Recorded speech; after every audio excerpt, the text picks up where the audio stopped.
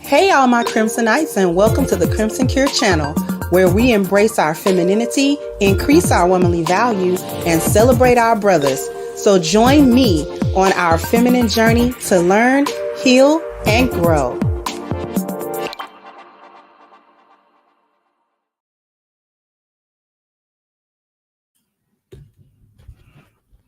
How we doing, everybody? Hopefully everybody is doing well. We doing good? Hopefully we are doing real good. Thank you for kicking off the contributions, Miss Lawrence, and my humble donation to this very necessary roast. Oh, we gonna definitely do it. And thank you, Steve, for your contribution as well. I appreciate everybody. Listen, we gonna go off this week on the membership channel. Just to understand, Princella is exactly who we said she was. It's a whole thing of tea that got spilled. And I'm like, I didn't even know about this tea. Y'all was brewing this tea? And y'all just done spilled it on YouTube. So if you want to see me go off,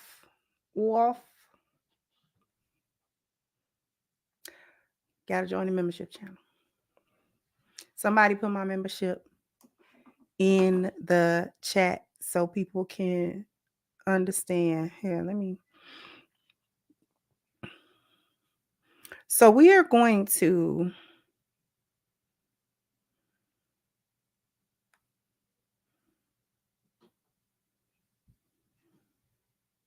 somebody put the ash kicking link in the chat for me, please. Appreciate you. Appreciate you.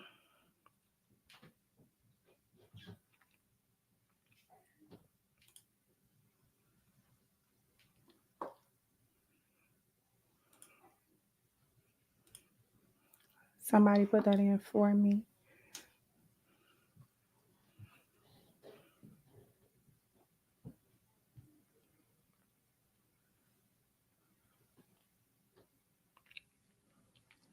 If you are a member already, then whenever there, but you have to be a member at level 2 to get the videos, access to the videos.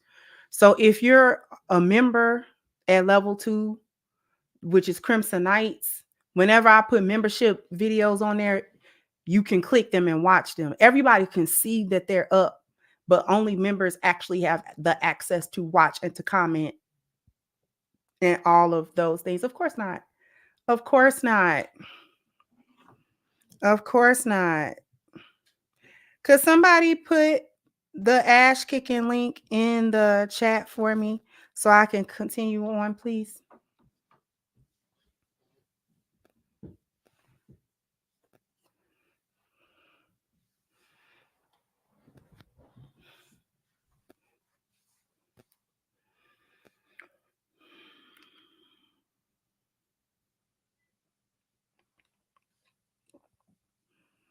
I'm really waiting on that link.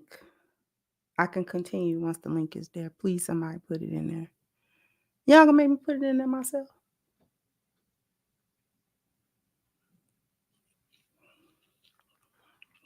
My eyes ain't in here.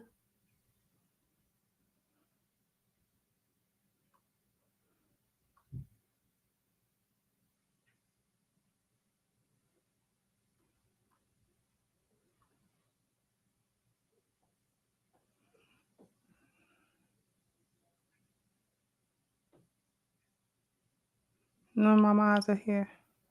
Yeah, it's a little slow. All right.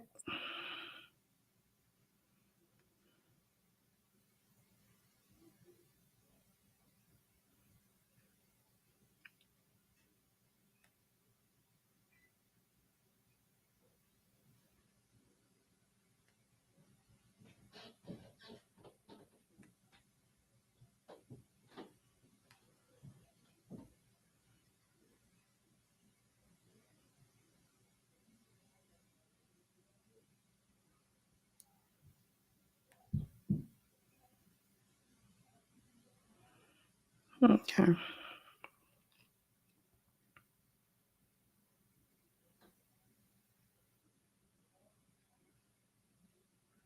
I'm sorry.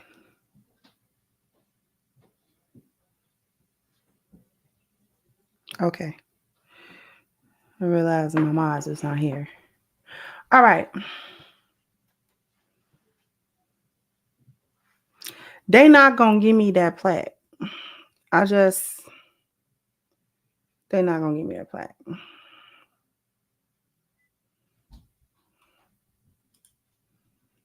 Thank you, Thanos was right. So my favorite YouTuber. Oh, thank you so much, sweetheart. Thank you, Makita, for your contribution as well. Is this your first?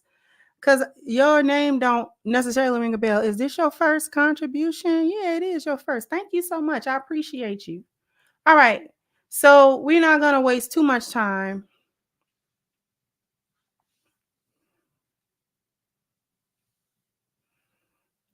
So the first thing that I want to bring up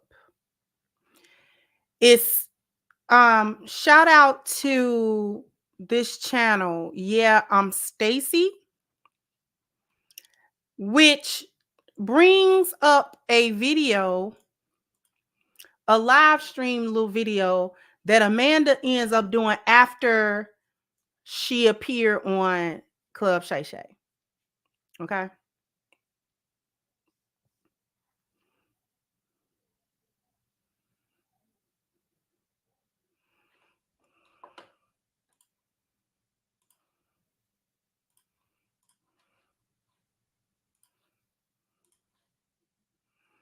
Okay.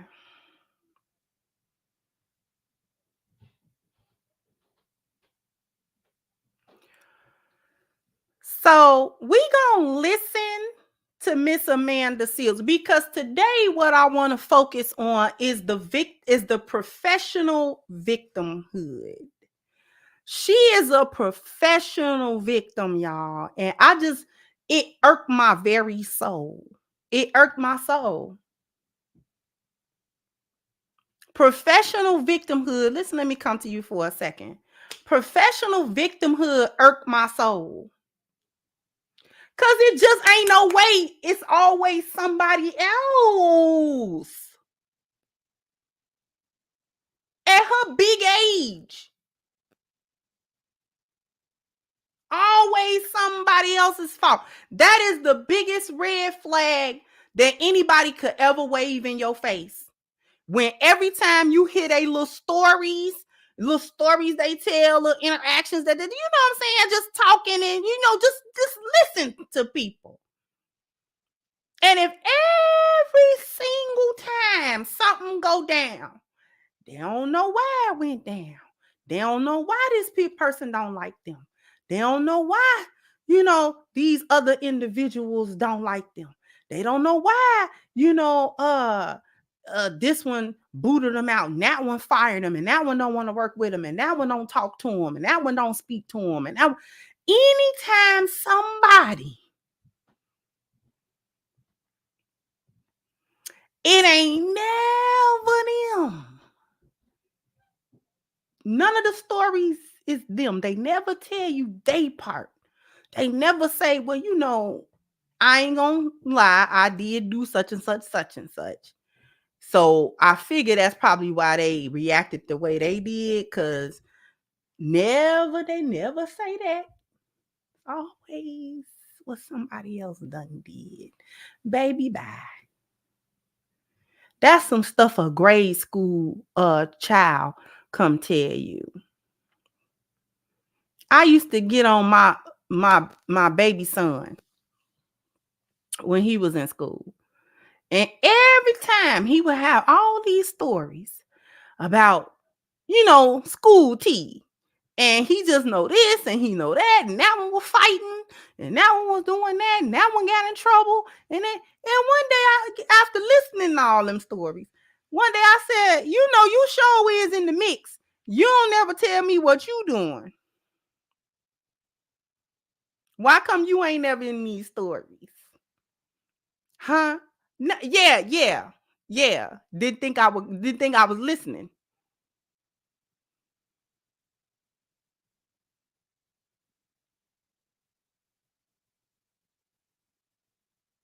I wasn't doing nothing. I just bet you wasn't.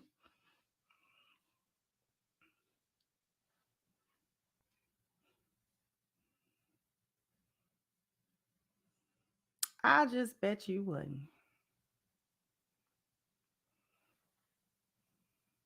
Boy, if you don't leave me alone, I'm gonna get to the memberships and the super chats in just a second. Let's get down to this. I'm gonna back it up a little bit here. Today, and I felt very dense and very heavy, and you all have really poured in to me with so much love. And I was not expecting that shit. I was not expecting it. So I just wanted to say thank you, and I appreciate you. I was resting on my hand, so that's why this looked like this. But I thank y'all from the bottom of my heart. Okay, so that right there comes after receiving reports when clips like this went viral and people were going crazy after it. There were a lot of parent-teacher conferences with you, huh? Yes, but not for what what do you think they were about? Your excessive talking, maybe the doodling. Funnily enough, no. You know what the parent-teacher conferences were about? What? Amanda is sticking up for other kids in the class. Amanda is correcting me. Like I had a teacher, Miss Schwank, who called a conference because she was talking about Aboriginal art. Mm-hmm.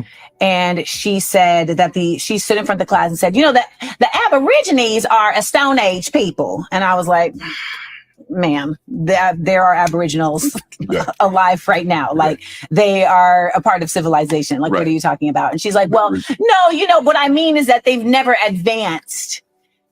And we're in a classroom in Orlando, Florida. So like, if we don't check this type of stuff, it's going to just continue. So I was that student. Like I was the kid who was always raising my hand and just wasn't easily appeased by simply just someone being an authority. Right. And I love this because when she called my mom and said, you know, I'd like to set a conference up because I have some complaints about Amanda. My mom said, well, you know, that's interesting because Amanda has some complaints about you. And so they came to the meeting. And it was my mom and Mr. Wright and Miss Cersei. It's all Black people at Dr. Phillips High School in Orlando, Florida. And this lady sat there and actually you and Mr. Wright had the same build. And Mr. Wright was like, all right, so, you know, we're here to discuss Amanda disrupting the class with her talking. And she was like, no, Amanda doesn't disrupt the class with her talking. She actually helps the other students out. He's like, oh, okay. So is it about her grades? And she's like, actually, no. One of her art pieces is featured in our exhibit at the library. And he's like, so what are we here for? And she's like, well, you know, she corrects me in front of the class. And these three Black people are like, here we go with this racist bullshit, you know, because that's really what it is. We're in Florida in the 80s and the 90s. And but let me ask you this. Okay. Do you think she would have felt equally as offended if a white kid, because I'm assuming this teacher was white, right? Mm-hmm. If a white child would have corrected her, I think most teachers would feel some type of way if a child corrects them. Now, this is where she about to get irritating. She's both irritating and irritated with his question. The question itself was valid. Why would you jump to racism if the teacher is saying, I don't want, she corrects me in class? That's because she just told you that she doesn't care about authority. She has issues with authority. Didn't she just say that? She said, I'm not easily appeased by simply you being an authority, meaning that she likes to challenge authority. Now, I'm not going to say that a challenge of authority is bad 100% of the time. Sometimes you do need to challenge authority when authority is wrong, when authority becomes oppressive, when authority becomes unjust. Then there is a time to buck against authority. For instance, the civil rights movement was a buck against the authority, but that authority was oppressive. So it should have been challenged. It should have been overturned. You understand what I mean? But bucking against authority for the sake of being, you want to be right because you just challenging it for the sake of challenging it, that's not what we do. That's not what we're doing. That's not a good challenge of authority. You understand what we're saying? I don't know that the app allows membership. Somebody please put, do I not have any mods in my chat today? Somebody please put my membership link. Thank you so much, Miss Nicole. Nicole has put the membership link in. I don't know that the app allows it, but when you are on like a laptop or something like that, it has the join button right there.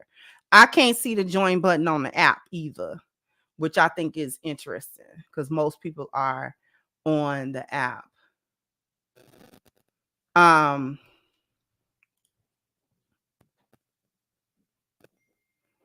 So in any case, exactly. Challenging authority because she's obnoxious and having a superiority complex, right? So she told us that before she told the story. Now it's supposed to be an issue of race, but it's not an issue of race. Teachers don't like, okay, teachers have an ego. There's an ego thing with it as well. Especially if you're the student that always does it. Like every point that they make, you're there to challenge them every step of the way. There's a fine line between having to speak up on something and then it becoming a disrespect thing. If the teacher is talking about Aborigines, I got to raise my hand. Sometimes you don't. Sometimes you need to just be quiet because if she's making a different point, and then on top of that, you want to do it in front of everybody. So you like to put people on Front Street.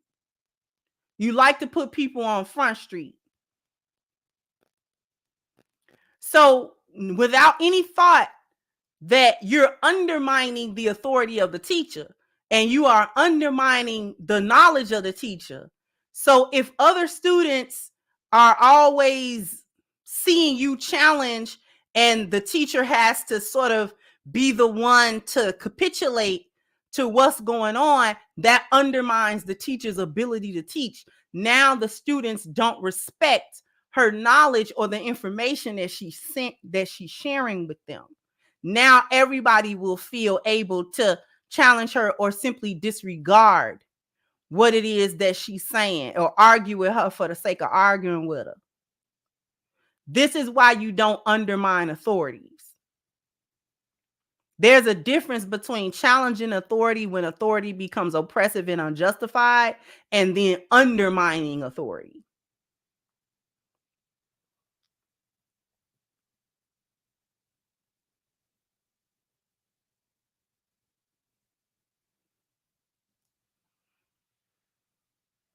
So when you're the person that is always undermining the authority, it does become disruptive because every other day you got your hand up not to answer the question that was posed to the class, but also to chastise me and put me in my place. You know, you checking me all the time.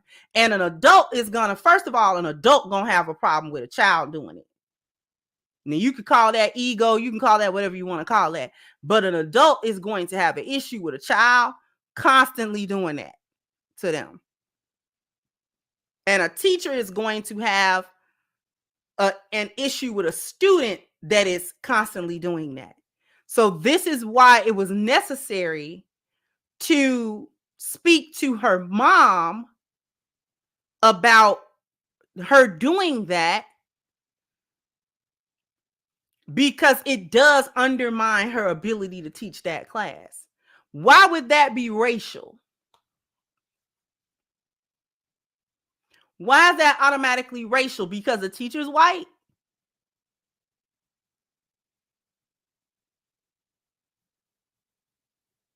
And so Shannon's question was valid.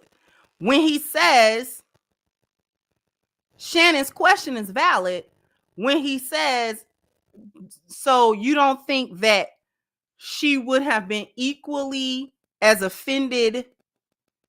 You don't think that she would be equally as offended if a white child had done it?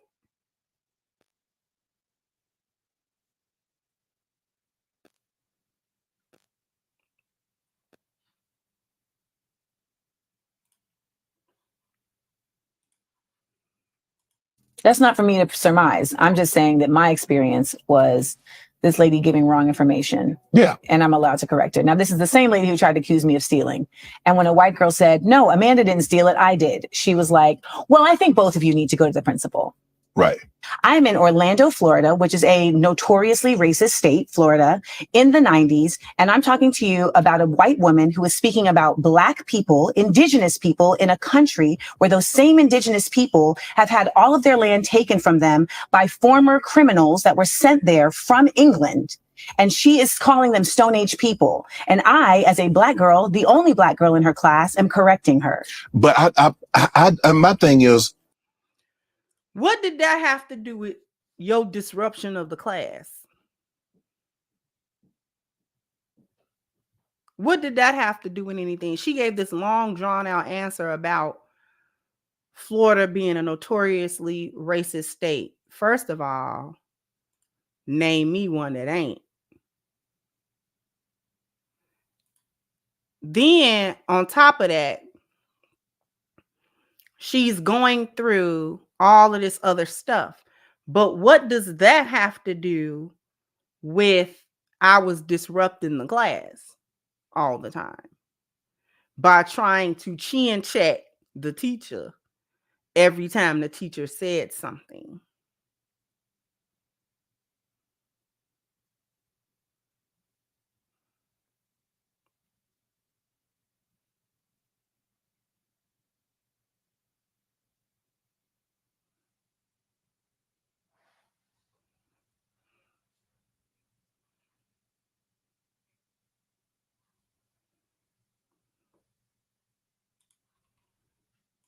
you're right.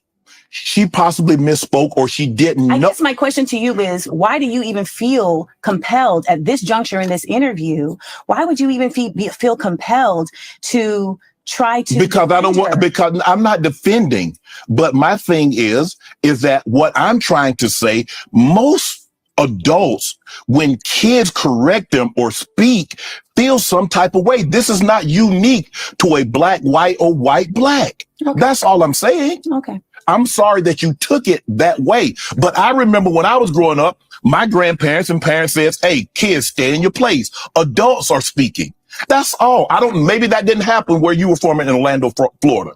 But where I grew up, when I grew up, kids did not correct adults. And like a petulant child, she's sitting there mad. You can look at her face. She's sitting there mad as I don't know what. Why are you trying to defend her? I am not trying to defend her. I'm just saying, when we was growing up, even if you thought the adult was saying something incorrectly, it was not a child's place to correct them. It just wasn't. Now you can say that ain't right and but that's the truth. We grew up in a culture, in a society, that if the teacher said something, unless they was flat lying on you, but if the teacher said something, it wasn't your job to She didn't check them every time they said something. And if you did, you had your mama to deal with. Your mama and your daddy was not about to allow that. So you disrespecting the teacher. That's what it's gonna be assumed to be. It's not gonna be looked at as my child is just smart and smarter than the teacher, so she can do that. It's not gonna be viewed that way. The perspective of the adults is you're a child, so therefore let the teacher teach. You don't teach the class. Do you teach the class? Are you being paid to teach the class? No. So you're a student, so sit down. And stop interrupting. Stop interrupting the teacher. What's wrong with you? I taught you better than that. Stop going to this school acting like you ain't got no home training. That's what your parents gonna say. Ours did in our generation.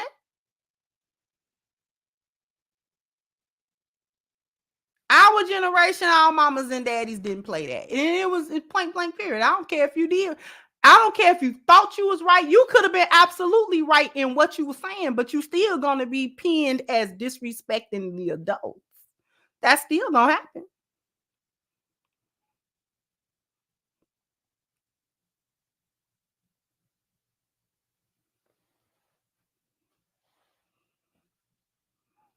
So Shannon was not incorrect. And she's sitting there about mad as I don't know what, like a 10-year-old getting chastised by her daddy, and she don't like what her daddy's saying. She don't like the correction. This is ironic because she's sitting here talking about how justified she was to correct what she felt was wrong. And in the same breath and instance, can't take the lightweight correction that Shannon is giving her. And he ain't even so much trying to correct her as he is trying to present a different perspective than the narrative that she done went with for all these years. She done told that story so many times that that's the narrative. She's the victim in that situation. She's the victim in the story. So this is why she mad at Shannon, because his perspective takes her victimhood away out of the story of being black, and that's why the teacher did what she did, instead of you was being disrespectful, and that's why the teacher did what she did. And so the teacher might have been justified in calling a parent-teacher conference about you, and it might not have actually been seated in racism as you are telling the world. Do you understand what I'm saying?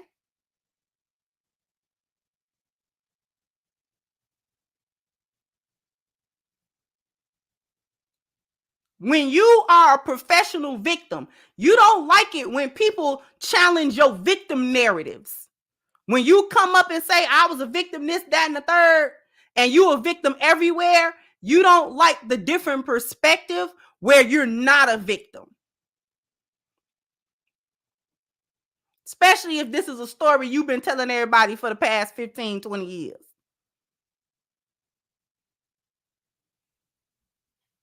So when he comes with, maybe that wasn't racial, don't sound racial to me, sound like an adult child dynamic rather than a black-white dynamic, she's sitting there mad.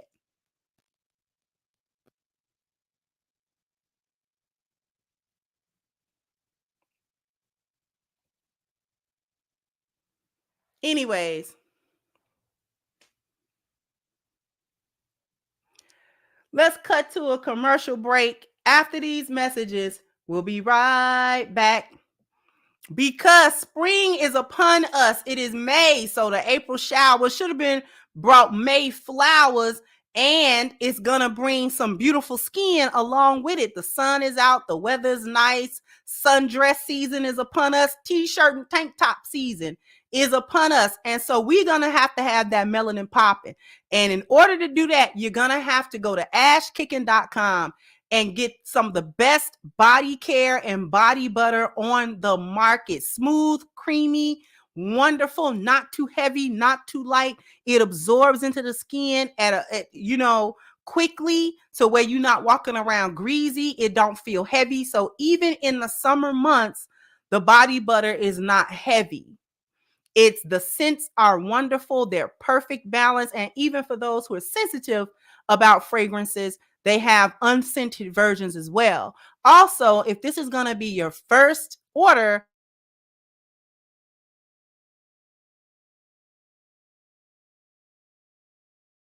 again, hit the link at the top of the chat, ashkicking.com. I don't know how many likes I need, but I owe y'all a bam, bam, bam, bam. You got to hit the like button, bam, bam. You got to, go ahead and hit the like button for me. Let me get to the super chats and the memberships. Thank you so much, John. Said, just to see you smile more. Sister, thank you so much. I appreciate you. Thank you, Emma Masters, for becoming a member. Now you have been promoted. You are now one of my elite employees. Thank you, She is Queen. Said, just showing some appreciation. You're much appreciated. Thank you so much, sweetheart. I appreciate you. Thank you, Miss Mia. And thank you, Marquise, for becoming a member. Now you have been promoted. You are now one of my elite employees. And thank you, Chief Akachi. Said, professional victims are the worst. They never see their own actions as egregious. They never do. And they don't learn from them either. So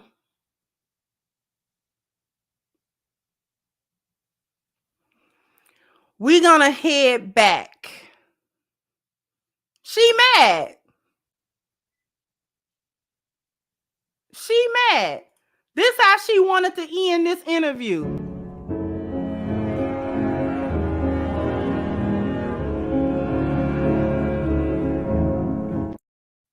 Okay. She was too mad. You should have just got on up, baby girl. Let's finish.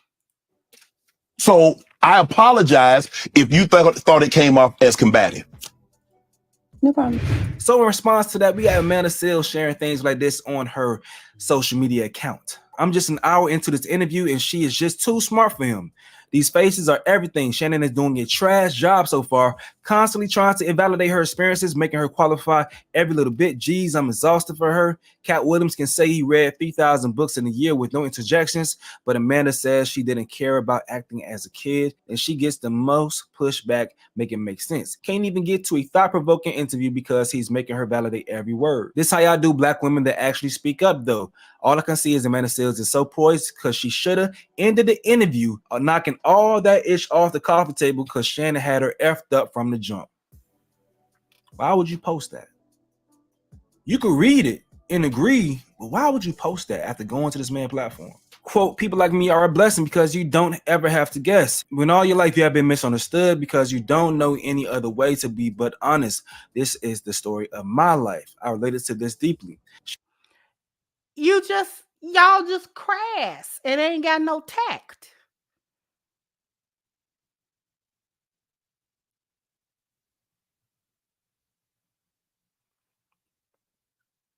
Y'all just crass and ain't got no tact. That's all that this is. The hyenas, you know what I'm saying, going together, getting together to congratulate each other about how tactless and rude they are to everybody. Here's the thing about honesty that people need to really get together. Honesty, being honest, doesn't mean that you get to be disrespectful or you get to be rude to people. Because there's a way to tell the truth and there's a way to do it in a tactful, respectful manner. You can do that. You don't want to do that.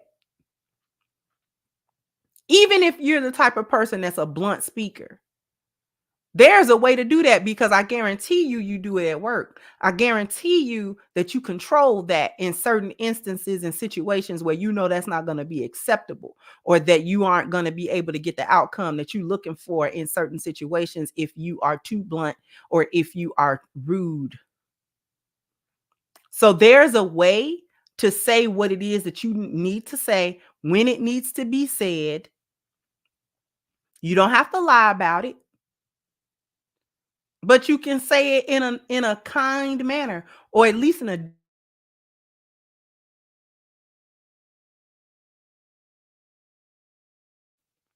claim that they can't get their point across unless they being rude or unless they being extra blunt and don't care how nobody take nothing. And you just, all that you telling me is you don't know how to talk to nobody. You talk crazy is what it is. And you're not willing to curb your tone. You're not willing to see it from the other person's perspective, how you talking to them. I guarantee you I am able to get my points across very, very well, very clearly. You'll understand exactly what's going on. And I don't gotta be disrespectful. Whenever I'm being blunt and without no sugarcoat, I mean to do that. I meant to do that. I meant to say it just like that. You will know. Being tactful doesn't mean you're lying, or you have to lie to somebody, or you have to kiss somebody's butt just because you're being tactful.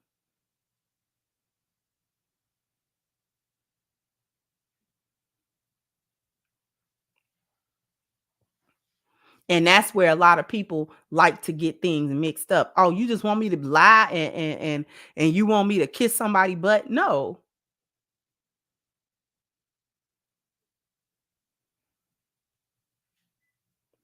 Let's talk about why she had to validate her words. Because she be up that line. Listen, if you got any level of discernment, you know a lie when you hear one. You know lies when you hear one. The reason why Cat Williams' interview was so explosive, the reason why his interview went so viral, the reason why the things that he had to say affected so many people and had such a ripple effect across social media is because he was telling the truth. Folks was offended because he was telling the truth. A fat Faison lie, the truth. Because Faison got on social media to try to disprove what he said and end up proving every word that he said. Actually, when Cat said he read those books, Shannon did say, wait a minute, you read 3,000 books. He did question it. But I mean, okay. Cat said, I run this fast. I forgot exactly the number he said. And Shannon was like, really? You know what? And then he did it on video and released it. Like, I'm not lying. I actually do this stuff. Like, I don't have to sit nowhere and tell no stories.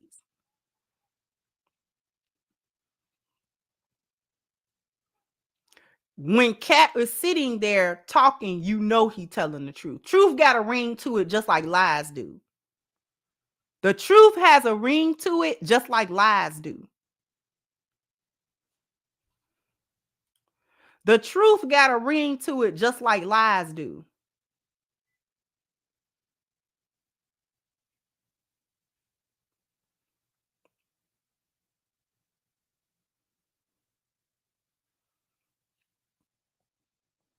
So when Cat Williams was out there talking about Kevin Hart, and then he was talking about Faison, and then he was talking about that's why all of them got mad and started trying to say something. Because when the shoe fit, you got to wear it. Go ahead, put on them lemon pepper steppers, baby, because it's fitting, baby. Because ain't nobody got to sit up there and lie. Too old to be lying. Too old to be sitting somewhere on a podcast where millions of people gonna view to tell stories that's easily fact-checked and verifiable.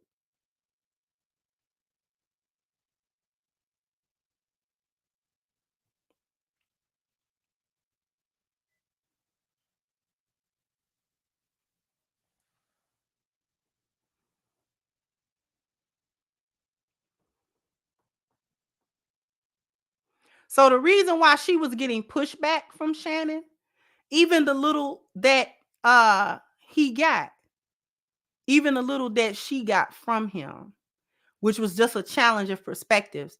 He didn't do anything on that interview with her that he didn't do with somebody else.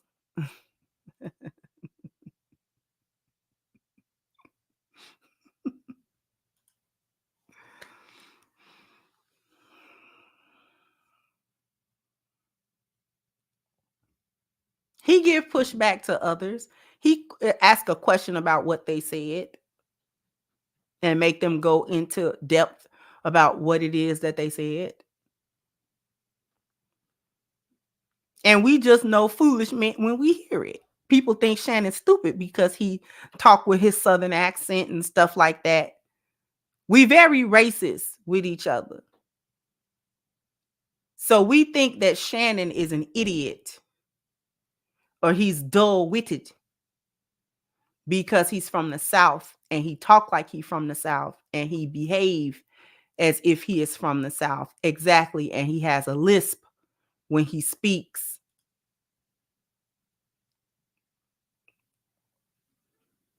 And he big and he black. Let's just be real with it. He big, black, he from the South, he a slave, so he's stupid. Am I wrong? Am I wrong about why folks want to say that he's unintelligent? He would be the buck on the plantation. Do you understand? Dark skin, big, diesel, strong, hasn't always been exceptionally articulate. So therefore, that's supposed to indicate a lack of intelligence on his part. When all that has really gone on is he had a speech impediment that he worked on years ago.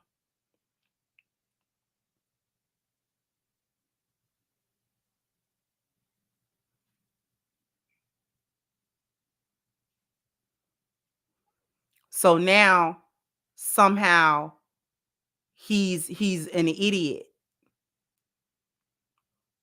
I never thought Shannon was dumb.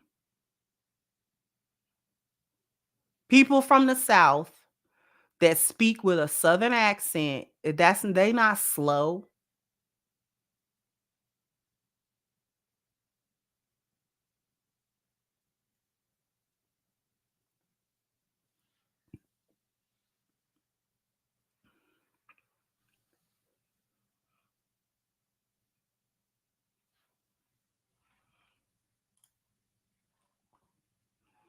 Now,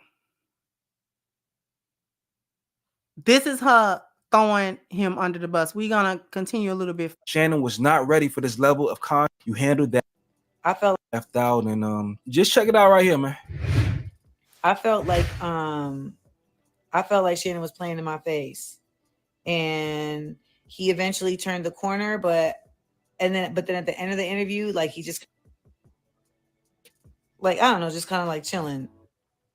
Me and Shannon were flirting.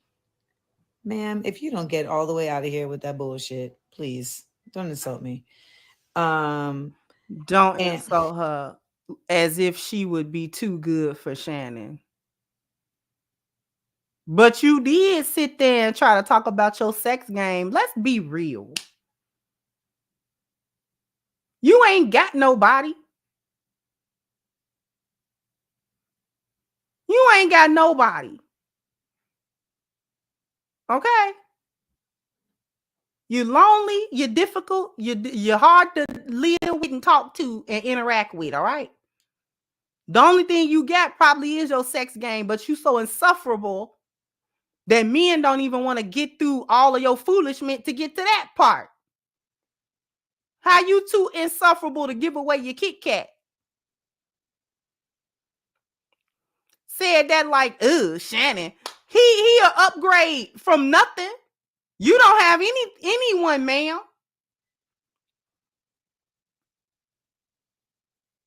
Try to act like Shannon would be some type of downgrade to her, or he beneath her. This is and this shows where she was at anyway with it.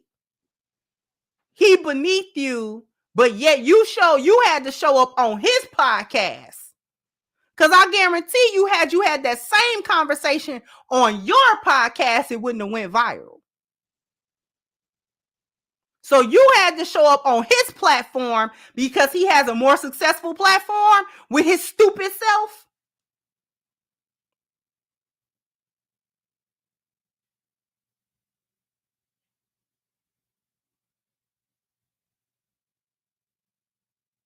I'm a whole female. If you bring up any part of your sex game in a one-on-one conversation with a man, more 9 times out of 10, you like that dude and you want him to bust it down for you.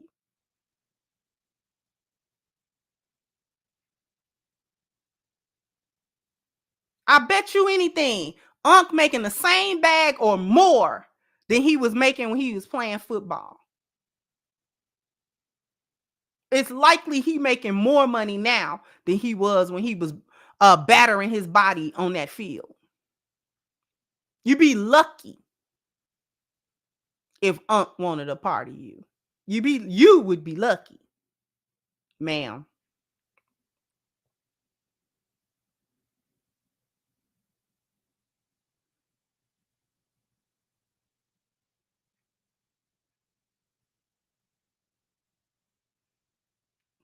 Cause Unc ain't let himself go.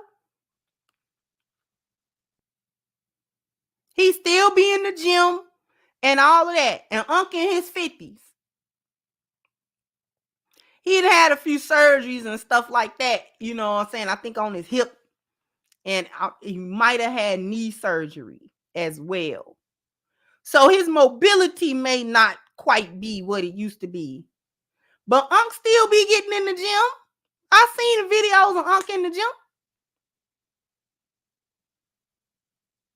He ain't fat and sloppy and done let himself go and all that, his football days so far behind him, you never would know he was an athlete, and all that kind of stuff. Unc done kept himself up.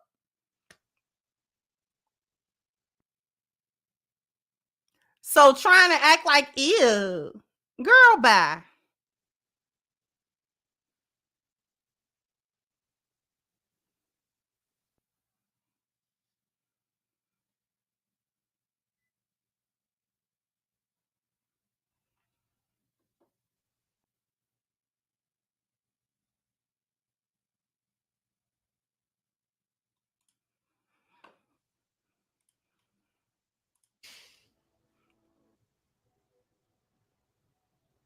That was offensive. That was highly offensive. And it makes me wonder if you know when people are flirting with you.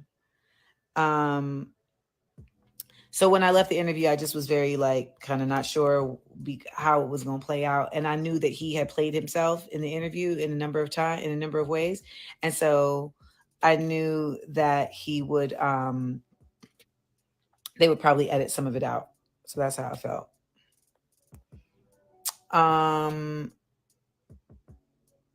Have you seen his prior interviews?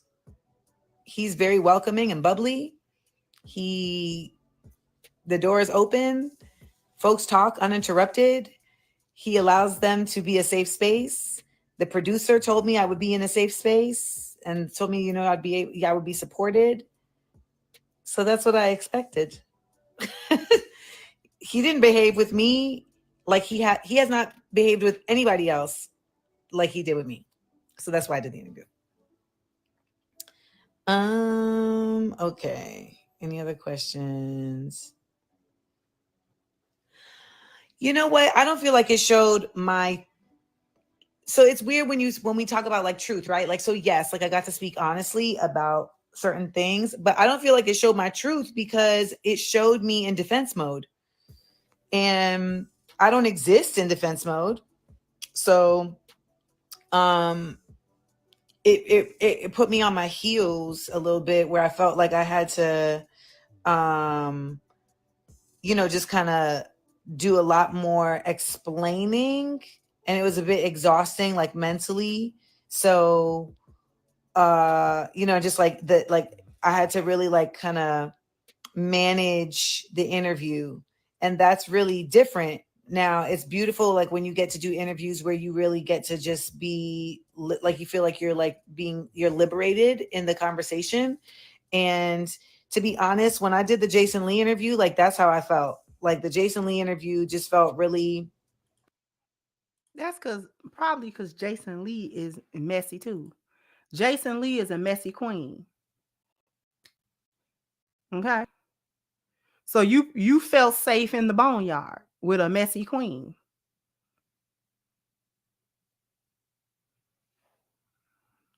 Every once in a while, Jason Lee say something that you can agree with, but he a messy queen. He went on Cam Newton show being a messy queen. So of course you liked his interview.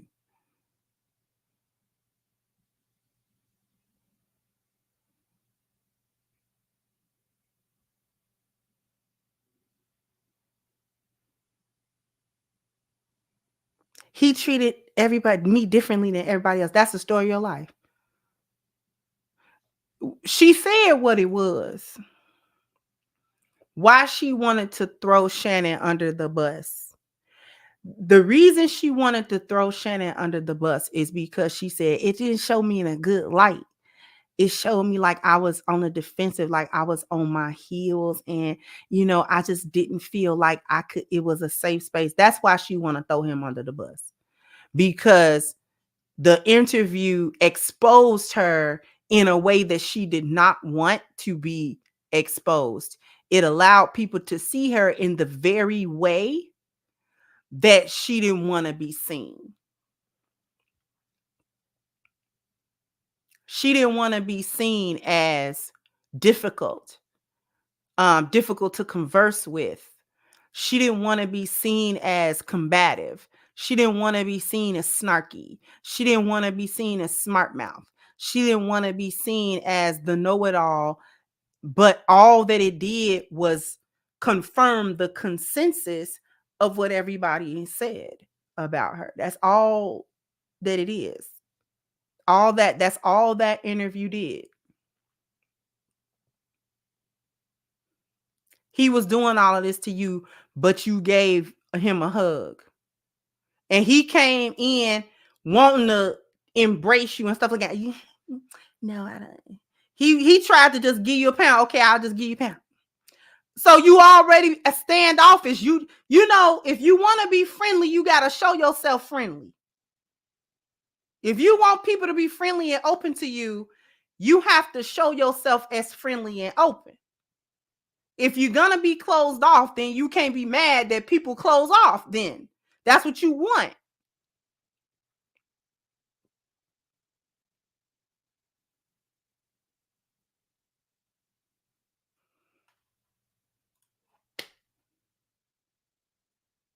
That part. If Unc was to ring that phone when the hotline bling, do you understand me? If Unc was to make the hotline bling and said, girl, we was just playing on that interview. Come over here and bring me some of that. She gonna be on the first thing smoking to get where Unc at with that double hip replacement. She gonna be trying to do all the work.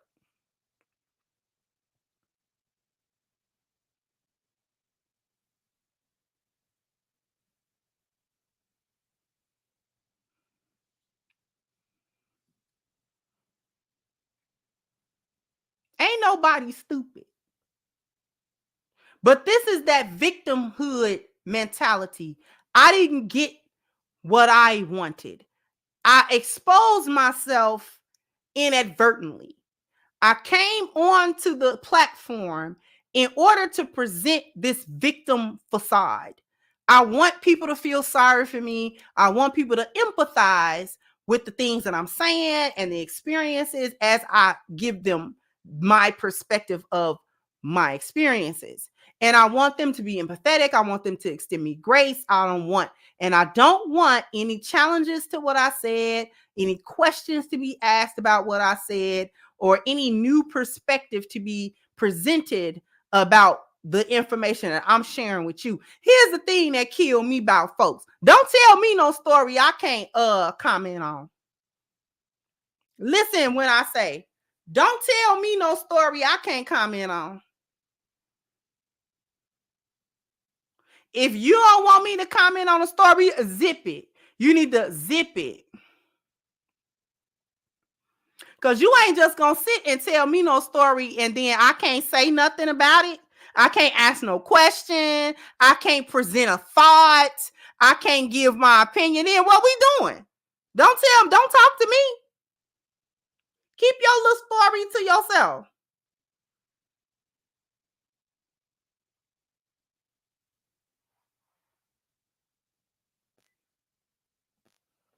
Don't tell me no little stories. Because I know you ain't having no conversation with me about a story I can't comment on. Because you brought that to me, did you not? I didn't ask you about that. You volunteered that story. So now if I want to ask a question, if I want to ask a clarifying question about your story, I don't need you to be huffing and puffing. You go ahead on with your little story then. I don't want to hear the rest of it. Nope, I don't care what happened. I don't care what happened.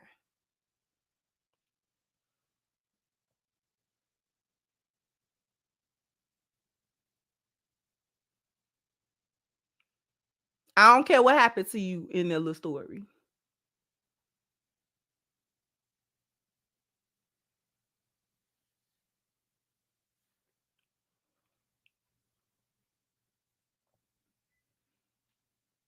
I hate that when people tell you a little story, then you can't say nothing about the story, or you can't point out an inconsistency in the story. Then now they want to look at you like you victimizing, like you doing something to them about, you know what? Go ahead on. I don't even want to hear your story. Bye. No, you want something from the store? You want something from the store? They got some chips at the store. You want something from the store? We changed the subject.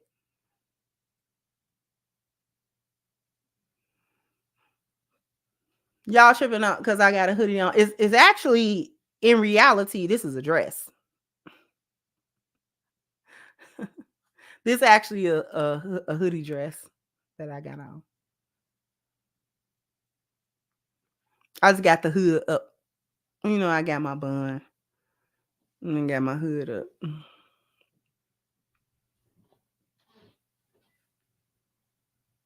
Thank you. Ain't nobody supposed to just let you ramble, especially if we know you ain't really telling the truth, girl. You gonna get a question. You want to be public?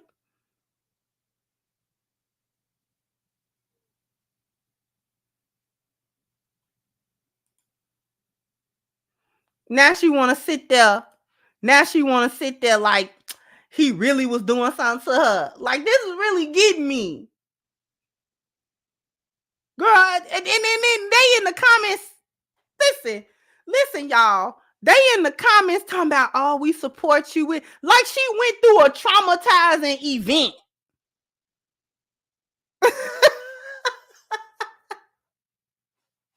Hyenas kill me. Hyenas kill me, y'all. She's sitting there like she done went through a traumatization with Shannon. When all he did was answer a couple of questions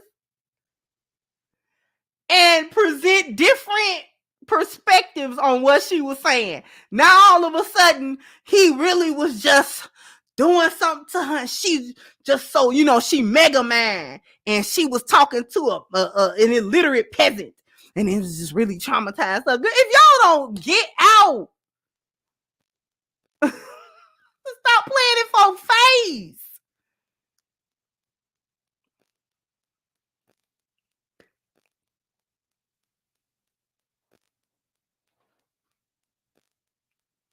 She act like he cussed her out on the interview.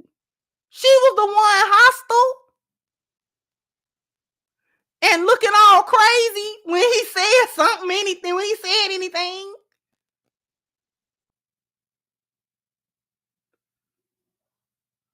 Then, you know, he apologized or whatever.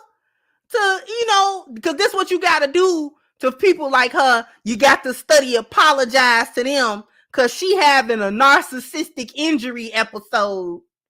So now you got to, calm them down and de-escalate them. This is why she ain't got no man. This is why she ain't got no man. Because ain't nobody going to de-escalate you every 5 minutes, ma'am. Because you're offended and your sensibilities. Like, nobody care about them little sensibilities. You can stay with your roles, with them sensibilities. That's why Shannon, Gilbert, and Chad was talking about how she ain't got no man. Baby.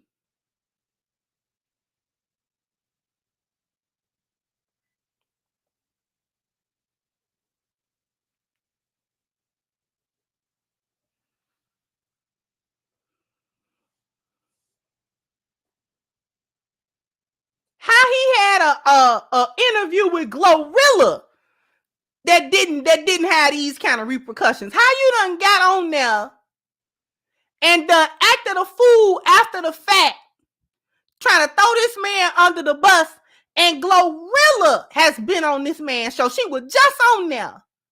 And this is a woman that I have not spoken highly of. Her music and her imagery is not helpful to young Black women. I don't like none of that thought music. And she a part of that little crew. She ain't the brightest bulb in the... Didn't throw the man under the bus after she got done with the interview.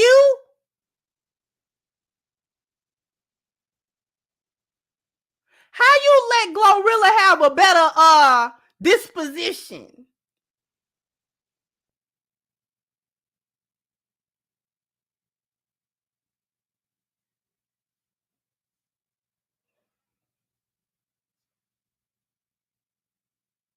She a thought leader, and she had a better disposition than you. And you supposed to be so highly educated. Right?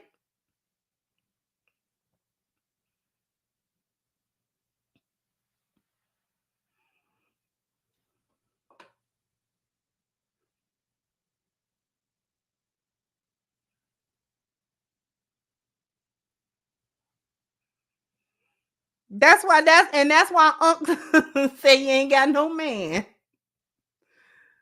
You too contentious.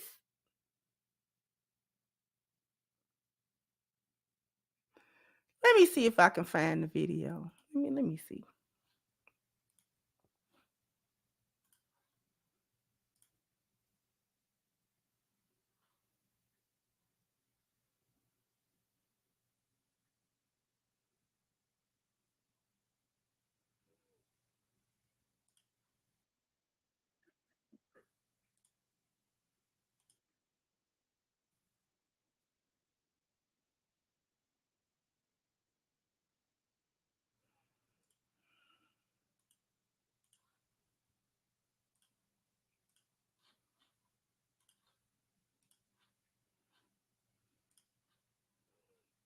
Tweets are the same.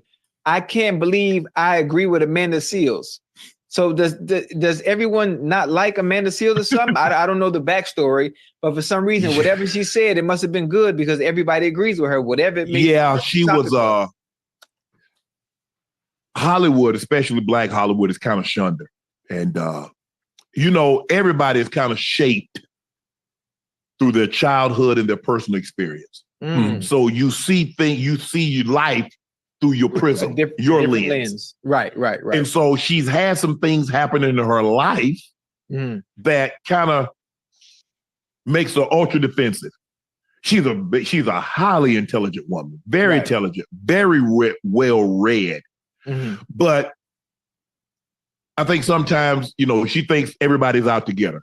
And so until she's comfortable with you, she's going to keep that guard up. She's going to keep the guard up. Because I asked her for a hug earlier.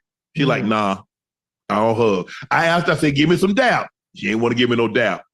But once I told her, I said, Amanda, this is a safe space. You can tell your story. Right. She saw it back. She paused. She's like, can I have a hug? and then she was cool. I think a lot of things that, and now before we go any further, he ain't have nothing slanderous to say about her. He's actually being quite tactful about what he's saying. And this is what I was talking about, truth and tact. He's telling the truth. Now, he may not be as blunt and brutal about everything he's thinking when it comes to her, but he also knows it's not necessary. It would be seen as petty and spiteful for him to try to kind of get back and go back and forth with her about anything. So he's not going back and forth about her with her about that interview. He's simply sharing his perspective, or at least a portion of his perspective on how he received her and how he experienced this conversation with her. And if you can read between the lines, he's really saying it. She's defensive. She's guarded. She think everybody's out to get her. You know what I'm saying? So she got like this whole thing going on. She was not very open. She didn't want to dap me up. She didn't want to give me a hug. She didn't want to do nothing. Right?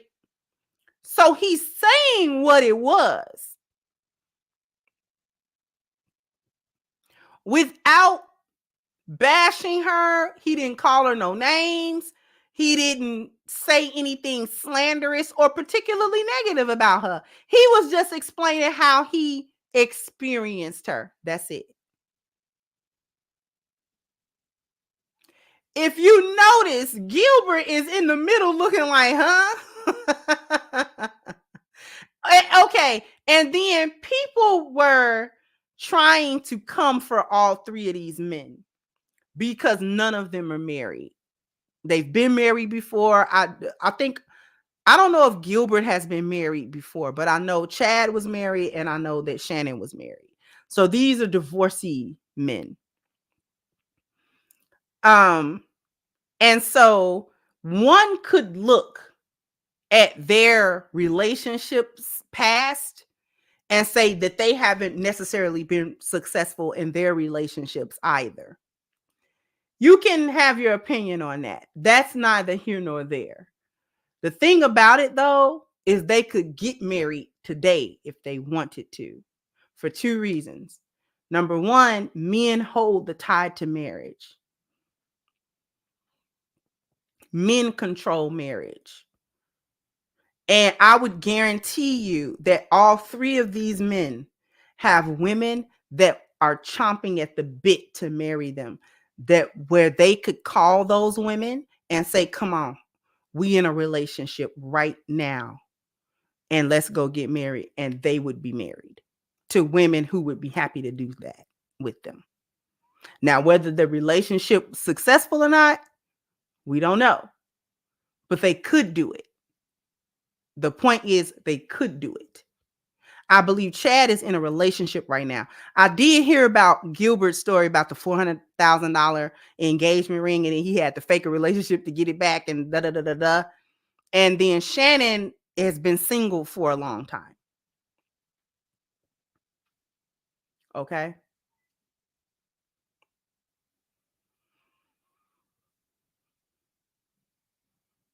So whether you want to come for their relationship past or not, which has been fairly public, the fact remains that no matter how many failed relationships they might have, they can get married today.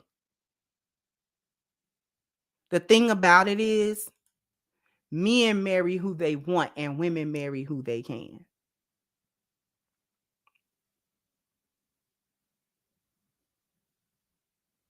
Men marry who they want and women marry who they can. Just because they hold the tie to it, they gatekeep marriage and relationships. The same way women gatekeep sex. We have sex with who we want. Men have sex with who they can. Whoever will let them. But we have to let them. So it's the same the other way around. We can't make men have relationships. Men have to wanna. Women can only get into relationships when men say, okay, we're in relationships.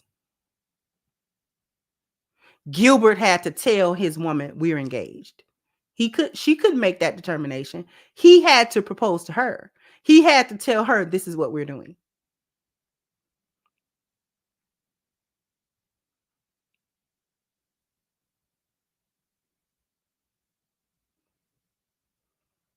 It's just the way it is.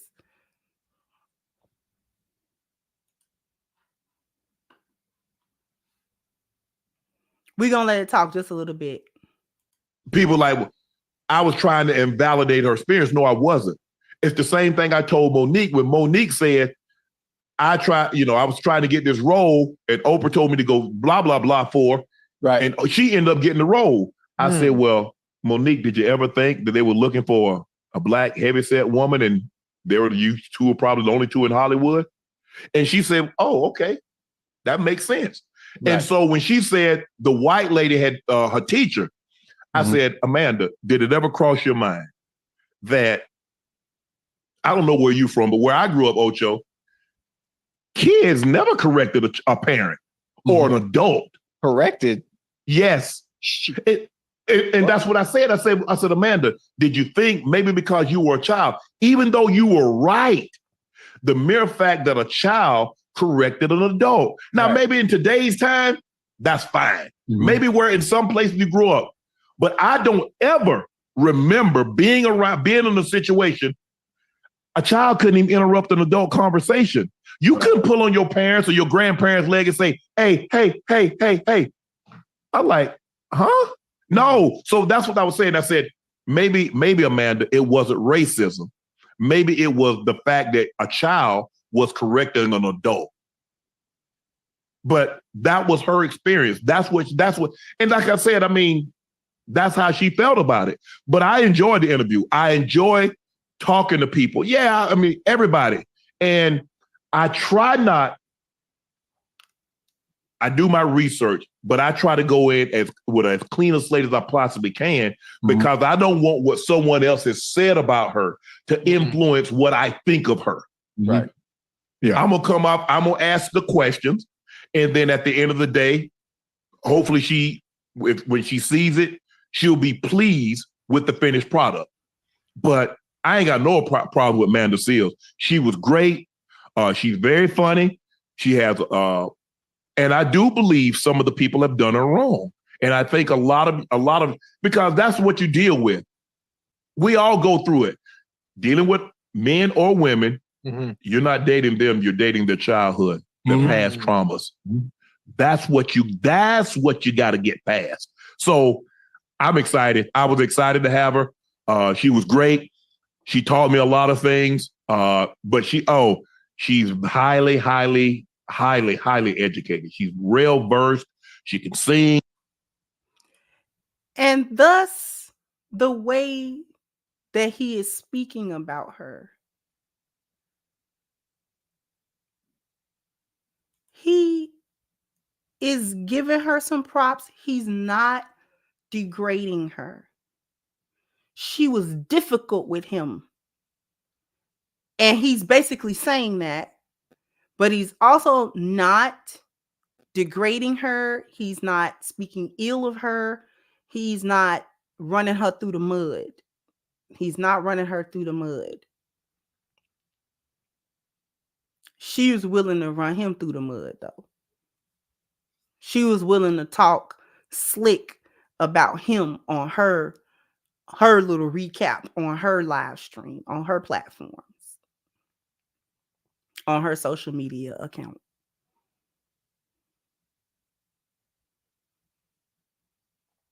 And it was good for me to juxtapose the way she recapped that situation and the way he recapped it. She had a lot of negativity when it came to him, and he just expressed his experience of it.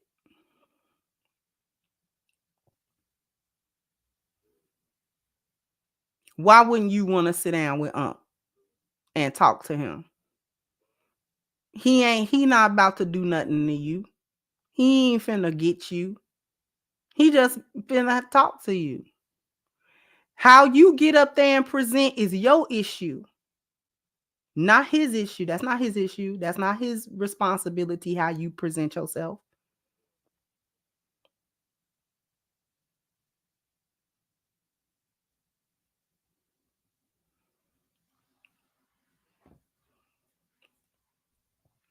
But that's what I wanted to point out. We gonna move on to Miss Jeannie Mai and her foolishness. Cause Jeannie Mai done brought all her little, she done brought all them little Asian back feet. She done brought them little chopstick back feet out, baby.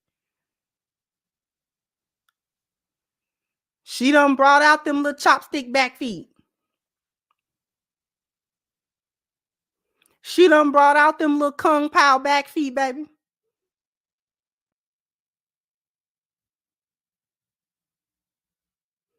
She done brought out that little faux noodle back feet.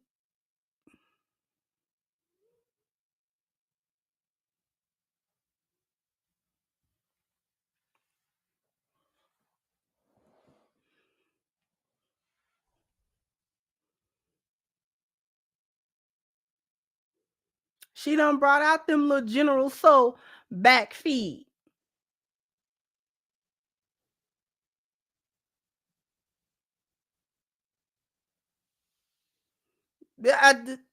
You know, I'm going to say this and I'm going to tune out. Jeezy ain't no saint. You know, everybody got to pass, everybody, you know. But I don't remember no big controversy with Jeezy in it. Do y'all? I'm going to look it up. But I don't remember Jeezy having a whole lot of controversies. You know, aside from like rap beefs, and I think he had something going on with Gucci Mane. But I don't remember him having a lot of female controversies.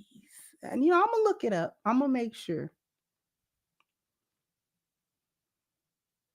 Because she done let out them little bamboo back feet, baby.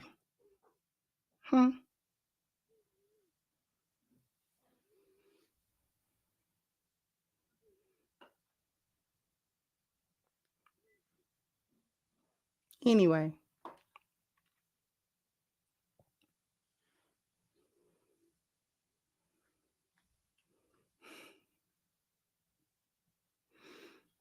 Y'all silly. Y'all get silly with me.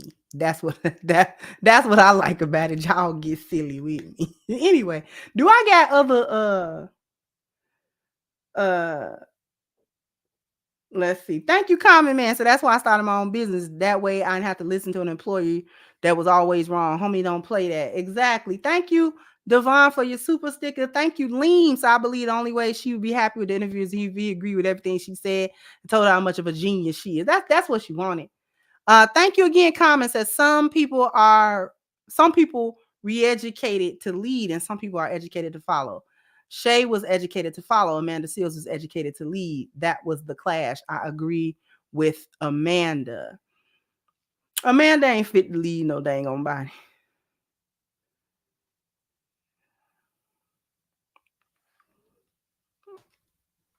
Amanda is a professional victim.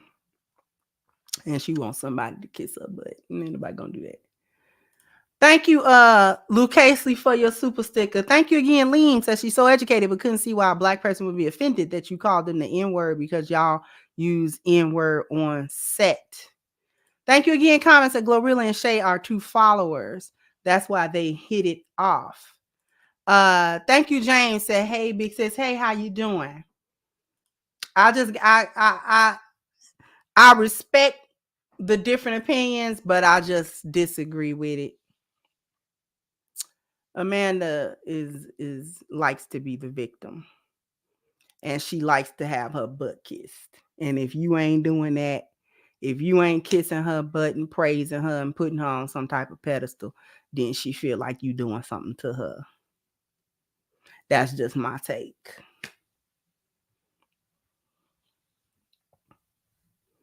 Not Chung Lee back feet. Leave me alone, y'all. Y'all silly. All right, listen. Jump down in the comment section. Let me know what you think. Like, share, subscribe to the channel if you have not. Once again, I'm your hostess, the Crimson Cure, and this is my perspective. Thank you, Beshua, says she is the classic example of an educated fool. Precisely. Thank you to Renzo Hey Twin. Said, having met Shannon just before I deployed, she wasn't ready. Need milk voice. He's actually a cool dude. He seemed like he cool, people. You may not agree with all of his stances, but you don't have to. I don't agree with all of his stances and all of his viewpoints that he expresses. But I feel like just from the way he present himself, he seemed like he cool people. He seemed like you can talk to him and he'll just be regular.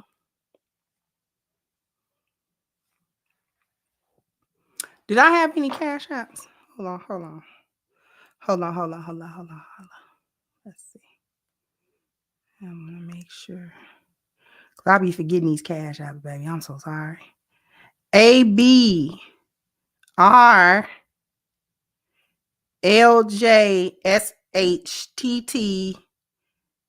Yep. Thank you so much for the cash apps. I appreciate it.